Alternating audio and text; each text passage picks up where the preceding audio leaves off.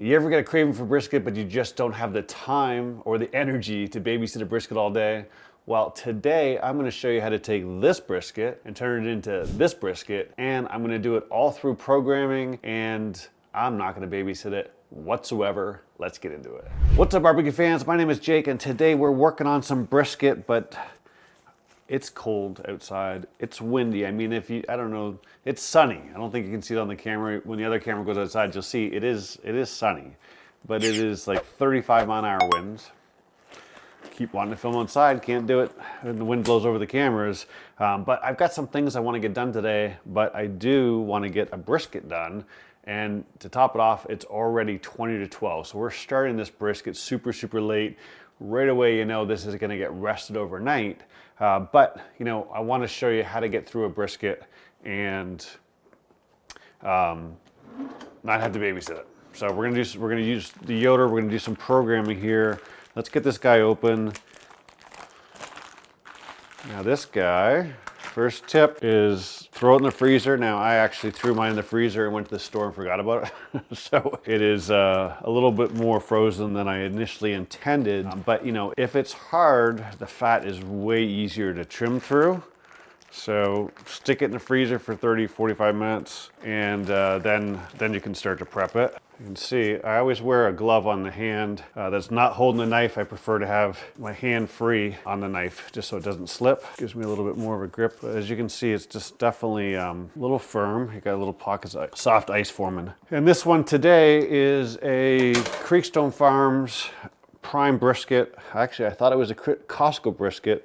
I totally forgot. I actually bought it and put it in my freezer. I thought it was actually a Costco brisket. And then when I opened it up today, I was like, oh, that's a nice little surprise. So this is a prime brisket, be good quality there. And all we're gonna do is we're gonna start to trim off all this surface fat. Now, when it's colder, it's easier, but the best thing to do is remember to trim with the grain, and preferably away from you as you can. If you're gonna go toward yourself for whatever reason, do so very carefully. But when it's cold and you have a nice sharp knife, it's amazing how easy it is to get, you know, the least amount of fat as possible and avoid the dreadful pockets, right? You're gonna get some, but try and avoid them. That way you don't get any pooling. It wasn't me, there's a big gash here. Cover that up with pepper. So some of this is pretty thick fat. I'm gonna take a little bit of meat with me, but we'll leave a little bit of we're not gonna get crazy on it because a lot of it will render out. Let's look at this deco since it's closest to me.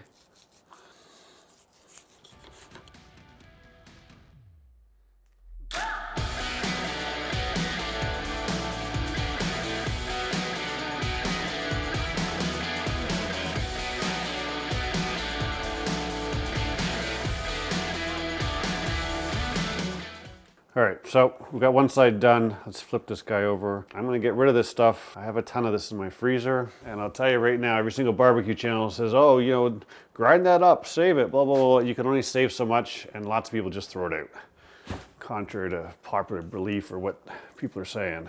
I've seen people offline say, I just throw out everything. I never keep it. You can only have so much around, especially if you're doing, I mean, I've done a lot of brisket videos recently. Pretty tough to hang on to that much fat and do something constructive with it.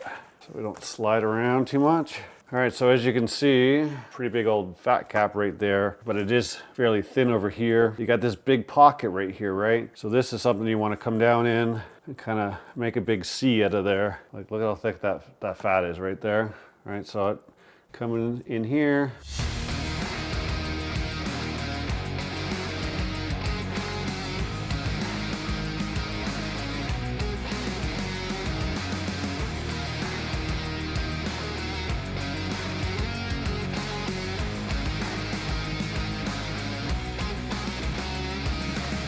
And these little ends here will just burn, so pay attention to those things. Overall, I think we're pretty good shape. I'm pretty happy with it. I think there's a little bit of a pocket there. All right, so I actually made brisket last weekend, did it traditional way. This weekend, I'm gonna change it up a little bit. We're gonna try a little bit of a different seasoning.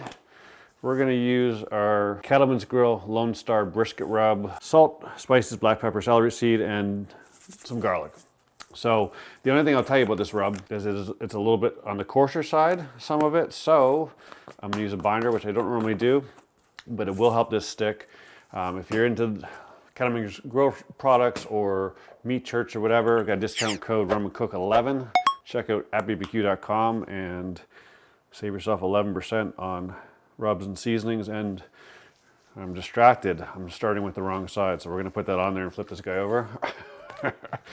My mind doesn't know what to do. I'm putting a binder on. I never put binders on brisket. I don't really use binders that much at all anymore. Kind of moved away, but I will tell you, there's definitely been some things that I've stopped doing and changed and went back to. You know, one of them I can tell you about is wrapping ribs. I've been, you know, I stopped wrapping ribs, but now I'm seeing more people wrap them, and I'm looking at different techniques. I'm like, maybe I can try a couple different things here and just see what happens. If you're always doing the same thing, boring pretty quick.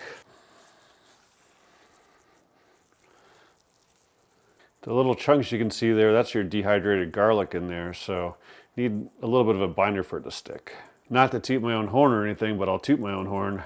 This is one of the better brisket trims I've done in a while. Looks pretty, didn't scalp, and in general, I mean, it's just a nice aerodynamic brisket outside that little point there, but it's on the side, so I think we should avoid some pooling.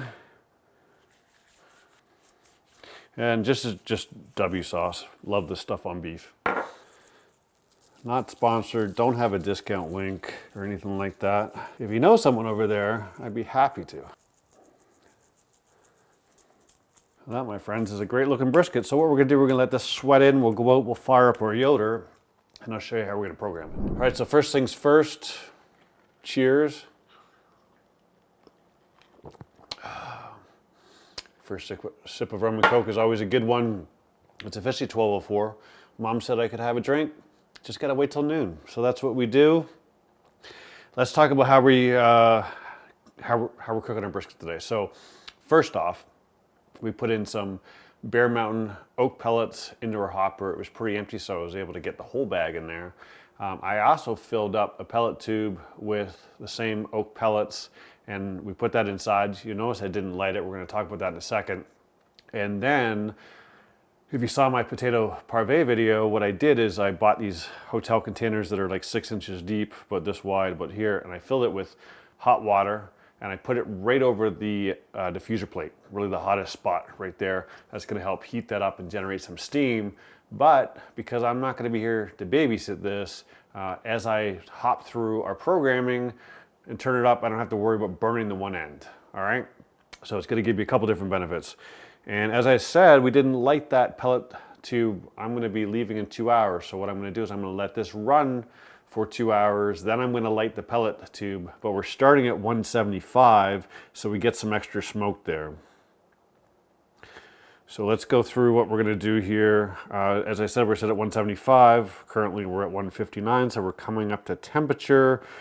Let's do a program. We're gonna add a program. And we need to do a custom program today because I'm gonna do a mix of things. So this is gonna be the not home brisket. All right, so we'll do that. We're gonna add a step. So the set point temperature is 175. Our target temperature, no, I'm sorry, hold temperature after step. So we're gonna jump that from 275 to 225. And we're gonna run this for 2 hours. All right, so here's our first step. Our set point is 175. We're gonna run it for 2 hours. And the hold temp after the step is gonna be 225. So we'll go back. We're gonna add another step. Set point temperature is 225. Again, we're gonna do duration of 2 hours.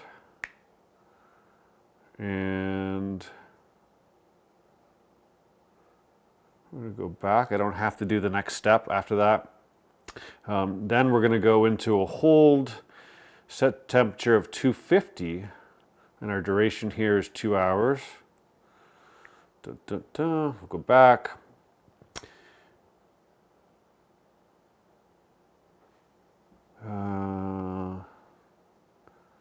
175 for 2 hours. I got what we're doing here. And we're gonna go, wait a second, did I get the 250? 250, yes, I'm sorry. So now we're gonna go 275. Now we wanna get it 275 as long as possible. So what I'm doing here is we're starting at 175. We're gonna get some extra smoke from the low temperatures, wait 2 hours, light my pellet tube, and then we're gonna let the program go. But for this final one, we're gonna pick channel 2, and I'm going to set the temperature at 195. We're gonna use the Yoder pit probe here, and I'm gonna show you, I'm not gonna put it in exactly the middle, because in that very part where the fat seam is, that's always gonna take the longest to get up to 195, right? So I'm gonna try and put it in deep, but I'm gonna try and get a little bit of everything there. Let's go in here a little bit, right? Number one, I need to be on an angle so that we can close our Yoder, but we're gonna be somewhere there in the middle, okay? And then what we're gonna do is that, and now we're gonna go back to our hold, and we're gonna put our hold back down to 160. I'll be done by this time, but just in case I'm not home in time. So if we look at this, we're going 175 for 2 hours, 225 for 2 hours, 250 for 2 hours, and then 275 until we get to an internal temperature of 195. And then we're gonna tell it to hold at 160. Now, when it hits 195, I'm gonna get an alarm. I'll probably be home by then, because it's probably gonna be 11:30 or something like that. And then what we're gonna do is we're gonna wrap it, and I'm going to just do the wrap and hold method, put some tallow in there, wrap it in foil, and then it's gonna go in my warming oven at 150. So I will probably not see you until tomorrow, but I'll give you some video to see how we're progressing, and then we'll come back when it's ready to try this thing. So I almost forgot to put in the brisket. So we just put it on there. Let me go over here. We have to start this program now that we're ready to go. And all we're gonna do at the end of it, we're gonna hit start. It tells me the name, Not Home Brisket. It's running, and it gives us where we are at in our program, and away it goes. So that part's done. As far as positioning that brisket, we put the point towards the stack, not directly in line with the stack. It's actually, the highest point is a little in front of it. The reason for that is I want to give enough room so that the flat is not over that water. So I push the water over a little bit. I don't want steam from below. We want the steam to come up over the top, right? But I don't want that right in where the stack is, because that's the hottest spot. It's negative pressure zone. The air's coming across the top, and it speeds up there and out the stack. So it's hot right at that spot. So I just pull a little bit forward, repositioned my temp probe, and then I made sure I put it into channel 2, because that's what we programmed. We hit our start program. I'm gonna wait 2 hours. I'll go light my pellet tube, and that's the only thing I'm gonna do. And I'll see you tomorrow. All right, so here we are about 14 and a half hours later. It's time to check out our brisket. Before we do that, look, if you're looking to step up your pellet grill game and you're looking for some recipes and some tips and tricks, I have put together my pellet grill mastery bundle. There is a link in the description, www.pelletgrillsecrets.com/level up.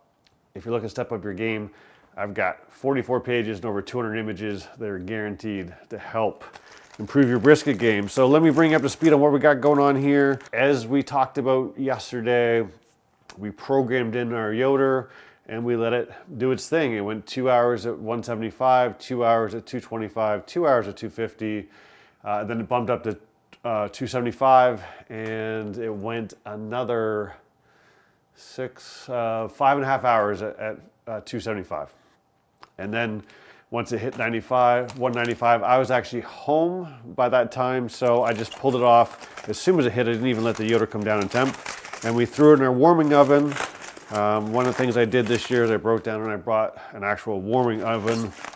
It's in my garage. It's a half oven. I've only used it 3 times, but it's nice because I can proof some bread in it. It's got humidity, and the most important thing is that the brisket, the temperature fluctuation is like 10 degrees.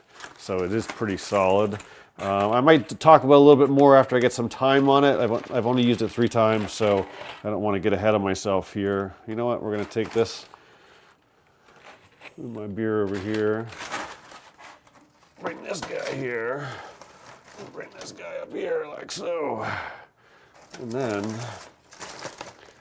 so not forget this goodness.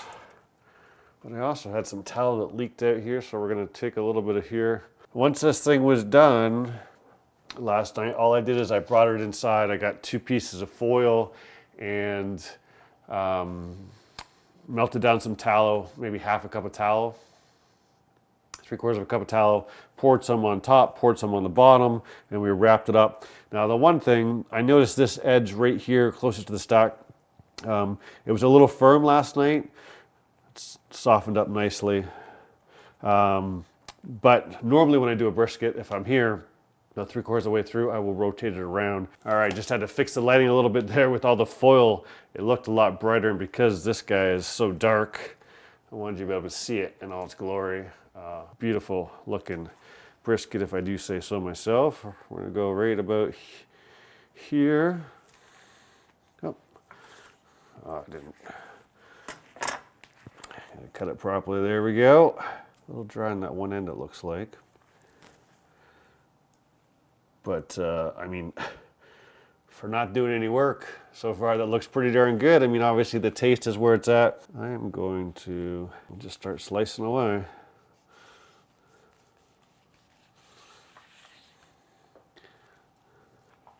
Take a piece right about there.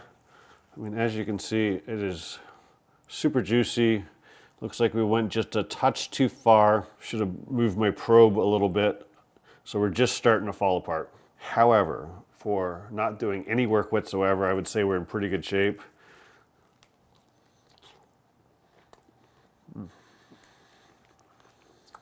Let's try some over here. That, my friends, is a thing of beauty here.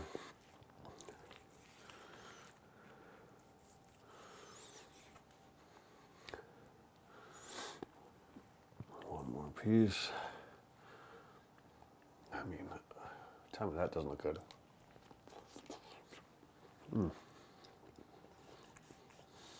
Wow, that's got some great flavor.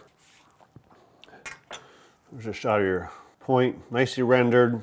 Looks really, really, really good, to be honest. Take a piece out of here. Good smoke ring there.